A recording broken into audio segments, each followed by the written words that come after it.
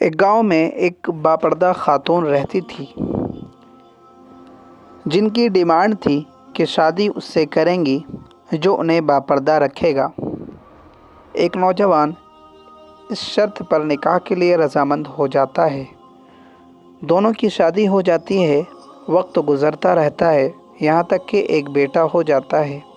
ایک دن شوہر کہتا ہے کہ میں سارا دن کھیتوں میں کام کرتا ہوں، کھانے کے لیے مجھے گھر آنا پڑتا ہے جس سے وقت کا ضیاع ہوتا ہے، تم مجھے کھانا کھیتوں میں پہنچا دیا کرو۔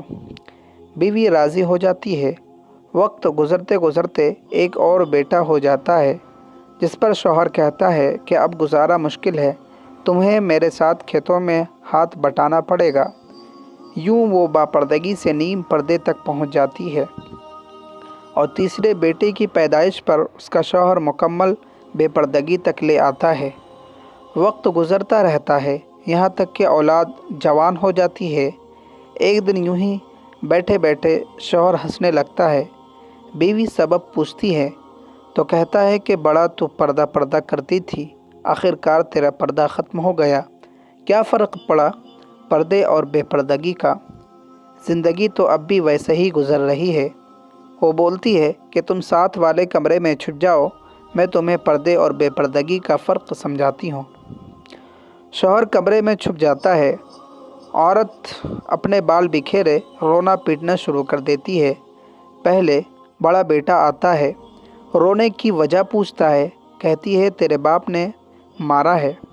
بڑا بیٹا ماں کو سمجھاتا ہے کہ اگر مارا ہے تو کوئی بات نہیں، وہ آپ سے محبت بھی تو کرتے ہیں نا۔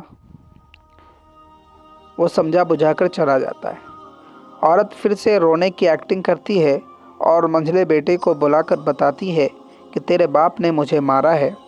منجھلا بیٹا کو غصہ آتا ہے۔ وہ باپ کو برا بھلا کہتے ہوئے ماں کو سمجھا بجھا کر چپ کروا کر چلا جاتا ہے۔ آخر کار عورت یہی ڈرامہ چھوٹے بیٹے کے سامنے بھی کرتی ہے۔ چھوٹا بیٹا تو غصے سے آگ بگولا ہو جاتا ہے اور زور زور سے گالیاں بکتے ہوئے ڈنڈا اٹھاتا ہے اور کہتا ہے ابھی باپ کی خبر لیتا ہوں۔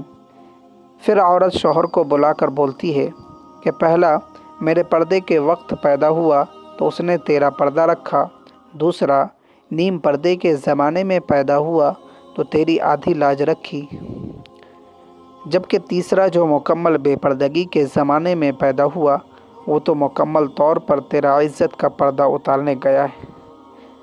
حاصل کلام یہ نکلا کہ پردہ عورت کا فطری تقاضا ہے جو خالق مرد و زن کی طرف سے قاعدہ بھی ہے۔